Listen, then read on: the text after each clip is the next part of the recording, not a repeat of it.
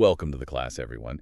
Today we're going to be talking about a machine that honestly requires you to put yourself in a pretty terrifying headspace to really understand. Yeah, you really have to, imagine you are strapped into a 14,000-pound piece of metal. Right, and you're plunging from the sky toward this tiny pitching ship deck in the middle of a vast ocean. And you have to thread the needle to catch this little arresting wire. And here's the major problem. You're flying completely blind. Literally blind. Yeah. There are 12 solid feet of metal just completely blocking your forward view. I mean, if your approach is off by even a fraction, you mess with the wire, you crash into the barrier, or you just end up at the bottom of the sea. It is a terrifying scenario, but, that was the daily reality for the first pilots who climbed into the cockpit of the Vought F4U Corsair. And that's our mission for today's session. We're going to track the incredible engineering journey of this specific aircraft. Because the history of military aviation is, it's rarely a story of engineers just drawing a perfect blueprint and a flawless machine rolling off the line. No, it's almost always a chaotic process of trial by fire.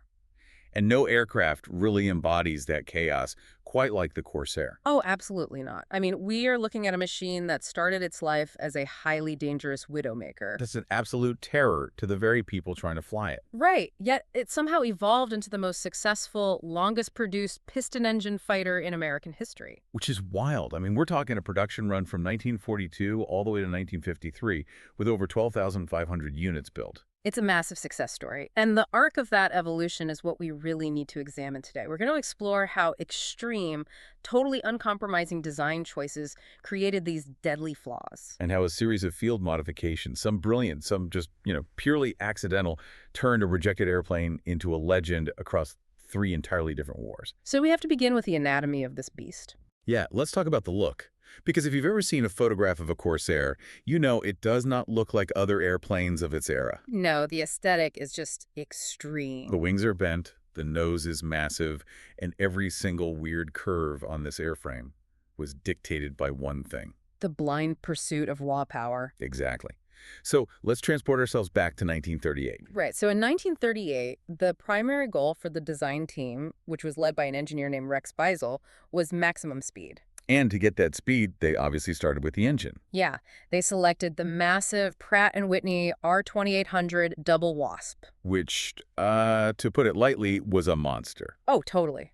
It was a radial engine producing a staggering 2,000 horsepower. Let's clarify what that means physically for the class, because a radial engine doesn't have cylinders in a straight line under a hood like your car. Right, no. The cylinders are arranged in a massive circle facing forward. And it's designed that way to catch the incoming air and keep the engine cool, right? Exactly. But that circular design creates a really massive blunt nose. Which acts like a giant wall pushing against the wind. Yeah, the drag is immense. So to actually harness those 2,000 horses and overcome all that drag, they couldn't just use a standard propeller. Right.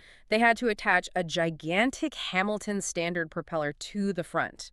We are talking about blades spanning 13 feet, 4 inches across. 13 feet. Which creates an immediate geometric nightmare. Oh, absolutely. Because if your propeller is over 13 feet across, the nose of your airplane has to be sitting very, very high off the ground. Otherwise, the blades will just, grind into the tarmac. Right. And if you are enjoying this video, please watch it until the end.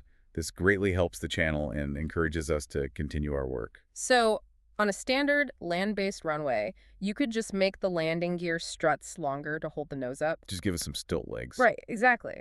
But the Corsair was designed for the Navy. It had to land on aircraft carriers. And that's a whole different ball game. Totally. When you slam a heavy fighter plane onto a pitching, rolling steel deck, the landing gear absorbs a tremendous amount of kinetic energy. So if those struts are incredibly long, they become fragile levers. They would simply snap in half upon impact.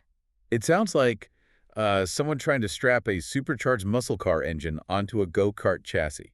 That is a perfect analogy. Right, because if you don't find a way to reinforce the frame, the torque and the weight will just shatter the suspension the second you hit a bump. Exactly. And the designer's solution to this problem is what gives the Corsair its iconic silhouette, the inverted gull-wing.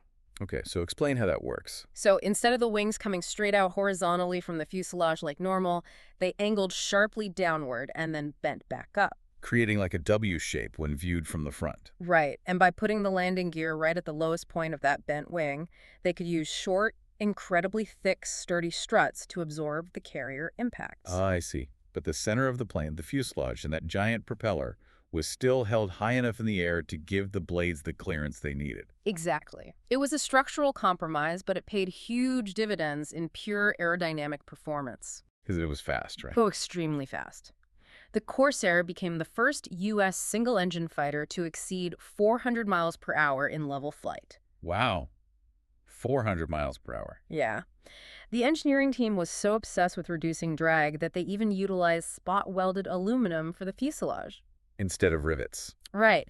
Instead of having thousands of rivet heads sticking out and catching the air, spot welding created this perfectly smooth metal skin. That's brilliant. Though they did keep the outer wing panel's fabric covered, just to save crucial weight. Okay, so they've got this beautiful, smooth, incredibly fast machine.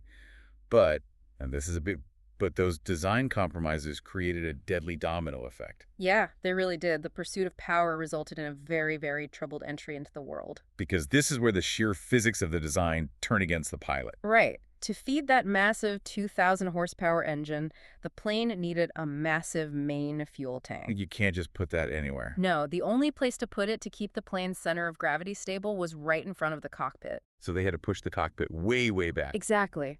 As a result, the nose of the Corsair extended 12 feet in front of the pilot. 12 feet. So again, put yourself in that seat. You are trying to land a 14,000-pound machine on a carrier deck that is moving away from you and, bobbing in the ocean swells. Right, and to slow down an airplane for a landing, you have to pitch the nose up to bleed off speed. And when a Corsair pilot pitched up on final approach, that 12-foot nose raised up and completely obliterated their forward visibility. Yeah, they were flying entirely blind at the absolute most critical moment of flight. Wait, I have to challenge this, though. You have the fastest, most powerful plane in the sky. If the pilots are struggling to land it, why didn't the Navy just build a better training curriculum? Oh. Like, why abandon a technological marvel just because it's hard to fly? Because it wasn't just hard to fly, The physics of naval aviation leaves zero margin for error. Okay. Training can only compensate for so much when the pilot literally cannot see the target. Right. And it wasn't just the visibility either. What else was going wrong? Remember those short, sturdy landing gear struts we just talked about? Yeah, the ones on the bent wings. They were too stiff.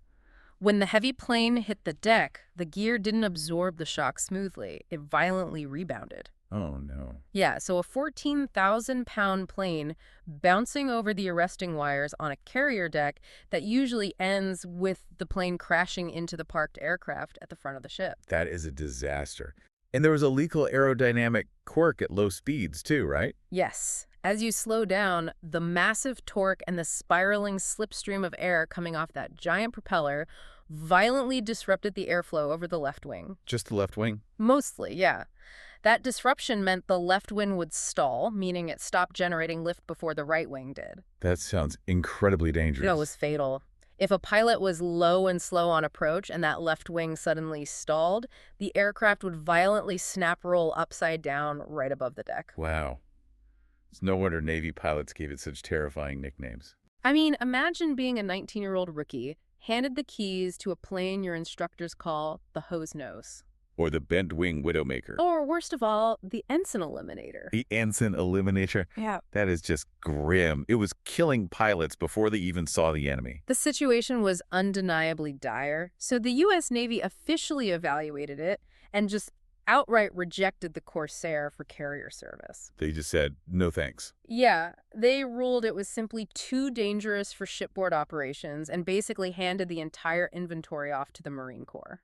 But because the Navy refused to put it on ships, the Marines had to take it to land bases, mostly carved out of jungle islands in the Pacific. Right, and that change of environment is what finally gave pilots the room to figure out how to actually fight with it. Because land bases meant long, stationary dirt runways. Exactly. The Marines had the sheer real estate needed to tame the beast. They didn't have to worry about bouncing over arresting wires. No, and they had the space to make long, shallow landing approaches where the visibility was, slightly less of an issue. Though, to be fair, Their first combat outing was still a disaster. Oh, absolutely. February 1943 is historically referred to as the St. Valentine's Day Massacre. Right. American forces, including the newly deployed Corsairs, got thoroughly dismantled by Japanese Zero fighters. Because the Zero was incredibly lightweight and maneuverable, the initial instinct of American pilots was to get into a traditional slow-speed turning dogfight. Which is exactly what the Zero wants you to do. Right. If a heavy Corsair tried to outturn a Zero, the Zero would easily slip behind it and shoot it down. The massacre was a brutal, bloody learning curve. But they adapted. They realized they didn't need to outturn the enemy. No, they had an engine that could outrun and outclimb almost anything in the sky. So they adopted a tactic called energy fighting, specifically boom and zoom. Yes. You use the Corsair's climbing power to get high above the enemy. Then you dive down at over 400 miles per hour, take your shots with your heavy machine guns, and use that immense momentum to climb right back up out of reach. Before the Zero can even point its nose at you. No, exactly. You dictate the terms of the engagement based entirely on raw speed. And once they cracked that tactical code, the numbers were staggering. The Corsair achieved an astonishing 11-to-1 kill ratio in the Pacific. 11-to-1. For every one Corsair shot down, 11 enemy aircraft were destroyed. That is just incredible efficiency, and no unit exemplified this brutal efficiency quite like Marine Fighting Squadron 214. Famously known as the Black Sheep. Right. Led by Major Gregory Pappy Boyington. Now, this wasn't an elite, polished squadron. They were an unorthodox mix of replacement pilots operating in incredibly austere jungle conditions. But under Boyington's leadership, they shot down 97 enemy planes. Yeah. And what really stands out is how they managed their logistics. Because in most fighter squadrons, a pilot is assigned a specific plane. You get your own plane with your name on it. Usually, yeah. But the Black Sheep were operating at the end of a very frayed supply line. Spare parts were rare. So they just pooled their resources. You simply flew whatever airframe the mechanics managed to patch together that morning. It was a very pragmatic survival tactic. And Boyington led by example. He notoriously chose to fly whichever Corsair was in the absolute worst mechanical condition that day. Which sounds like a bizarre leadership tactic when you first hear it. It does.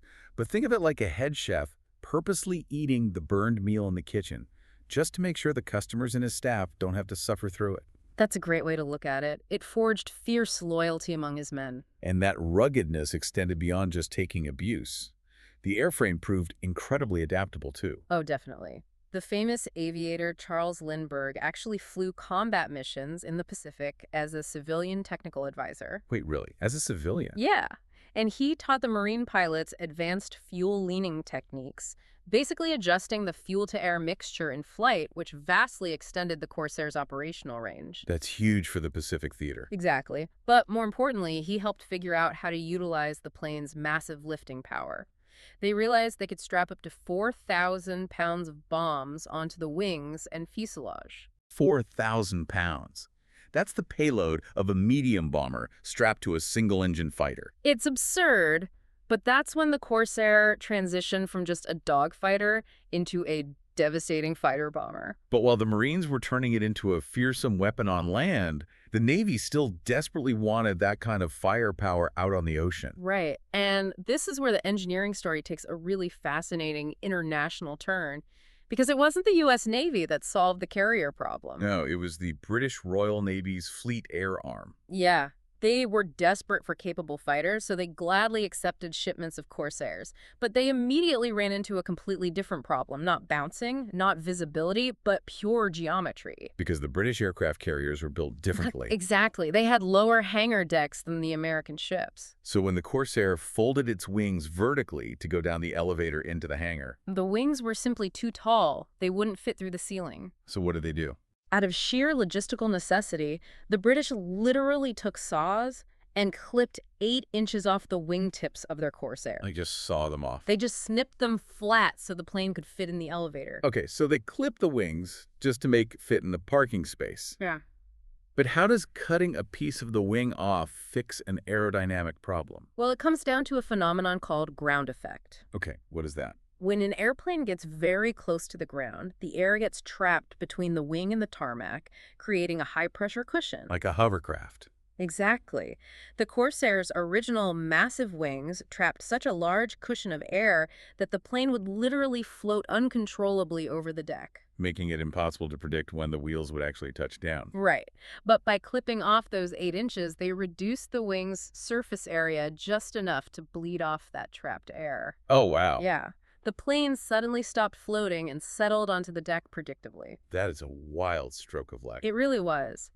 But the British didn't stop there. They still had to solve the visibility issue. Right, the 12-foot nose problem. Since looking over that 12-foot nose was physically impossible, British pilots invented a continuous curving landing approach. So instead of lining up straight behind the carrier miles out, they would approach the ship in a long descending turn. Exactly. By constantly turning, the pilot could look out the side window of the canopy, keeping the carrier deck in sight until the very last second before they straightened out to touchdown. That is so smart. And they made some physical changes to the cockpit too, right? They did.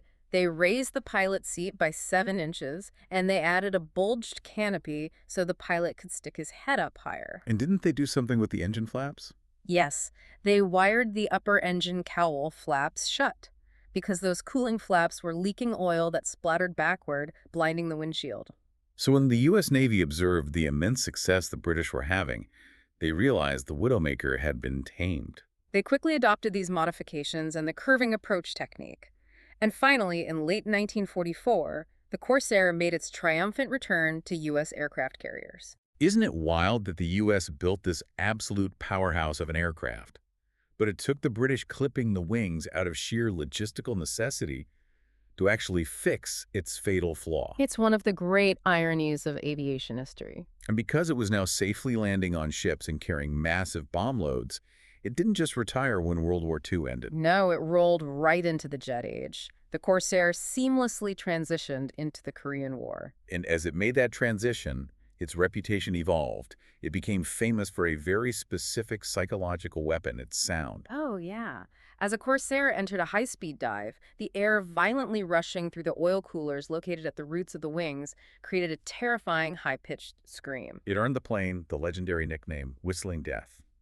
Although historians heavily debate whether Japanese ground forces actually coined the term whistling death, or if that was, an invention of the American wartime press to boost morale. Oh, interesting. Yeah, many enemy records simply refer to the plane as the Sikorsky.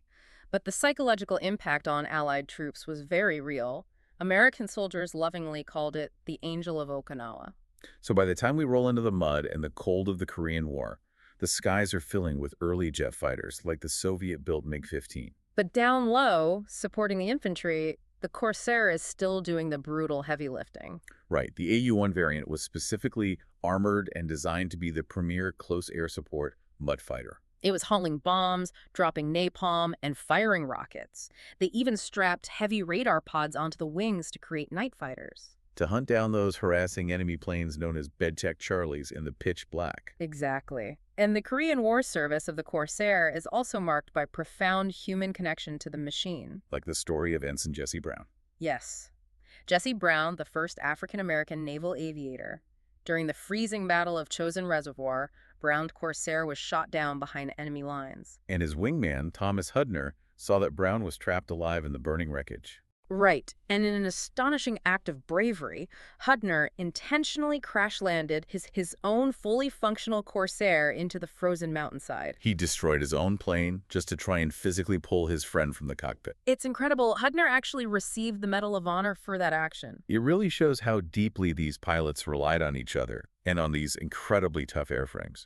Speaking of the airframe's capabilities, we have to talk about September 1952.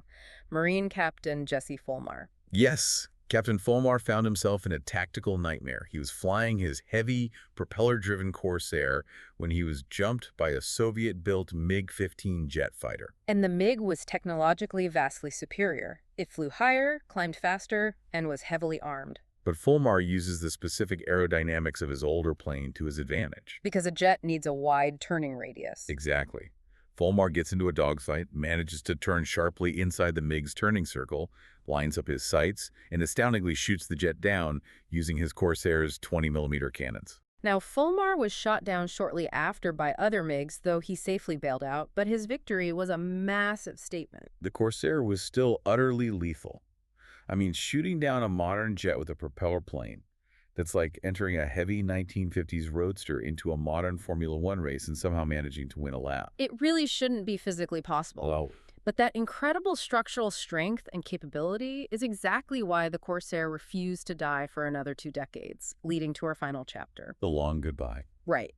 Long after its peers, the Mustangs, the Spitfires were sitting quietly in museums, the Corsair was still showing up to combat zones. Following Korea, the U.S. transferred many Corsairs to allied nations. It served prominently with the French Navy, seeing heavy combat in Indochina, the Suez Crisis, and Algeria. But the absolute grand finale of the Corsair's combat career happened in 1969. During a conflict known as the Football War between Honduras and El Salvador. Now, this specific conflict holds a really unique place in aviation history. It does, because it featured the absolute last piston-engine dogfights ever recorded.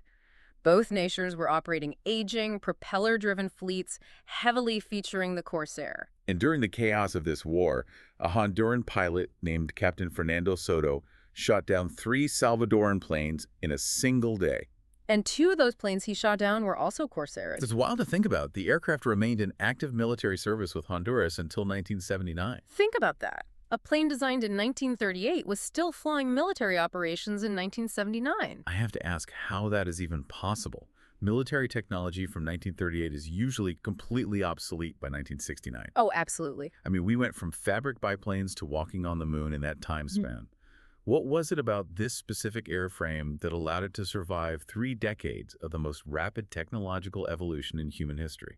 Well, the answer actually lies in its difficult origins. Really? Yeah, because it was designed to survive the brutal, unforgiving environment of an aircraft carrier deck, the Corsair had to be structurally overbuilt. Ah, I see. The heavy, reinforced frame required to survive those violent deck bounces gave it incredible structural strength in combat. It could absorb massive amounts of anti-aircraft fire and still fly home. Exactly.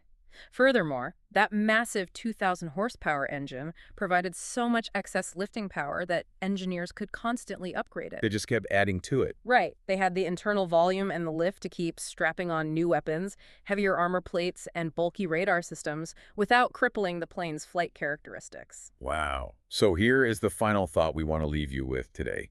When you look at the legacy of the Corsair, the very things that made it a nightmare initially, the oversized blinding engine, the heavy, rigid frame, the massive, unwieldy propeller. Those were the exact traits that gave it the resilience to adapt. Right. Those perceived flaws are what allowed it to transition from a high-altitude World War II dogfighter to a low-level Korean War ground attack workhorse and survive into the late 1970s. It really forces us to question our assumptions about engineering and progress. Sometimes a perceived flaw in a design or even in life is actually the exact trait that guarantees long-term survival when the environment inevitably changes. Such a great point. It's an incredible machine. It really is. Well, if viewers enjoyed the video, they can subscribe to the channel, activate the notification bell to be notified about new videos, click the like button, and share the video with their colleagues, as this helps us maintain the channel. Thank you.